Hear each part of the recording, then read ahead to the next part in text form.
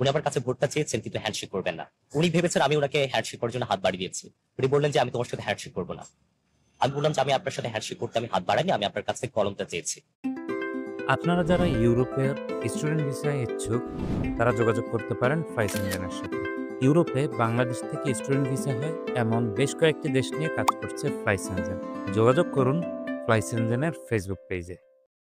জগন্নাথ হলকে আমি কোনোভাবেই আমার প্রতিপক্ষ মনে করি না। আমি যখন ভোট দিতে যাই তখন একজন জগন্নাথ হলের একজন জিএস প্রার্থী তিনি আমার কাছে ভোট চেয়েছেন। ভোট চাওয়ার পরে আমি তার কাছে কলম চাই যে আপনার ব্যালট নাম্বার কত, আমি একটু লিখি। উনি ভেবেছেন আমি ওনাকে হ্যান্ডশেক করার জন্য হাত বাড়িয়ে দিয়েছি। উনি বললেন যে আমি তোমার সাথে হ্যান্ডশেক করবো না। আমি বললাম যে আমি আপনার সাথে হ্যান্ডশেক করতে আমি হাত বাড়াইনি, আমি আপনার কাছ থেকে কলমটা চেয়েছি। উনি আমার কাছে ভোটটা চেয়েছেন কিন্তু হ্যান্ডশেক করবেন না। সো এখন পর্যন্ত আপনার কিছু কিছু পরিস্থিতি আছে যেগুলো আমাকে একটু প্রতিকূলতার দিকে আমার সহ্য করতে হচ্ছে। কিন্তু আপনার দেখেন 90টা ভোট, ইটস হিউজ ফার্মিং অ্যান্ড এটা আমি নিজে বেস্ট ফিল করছি।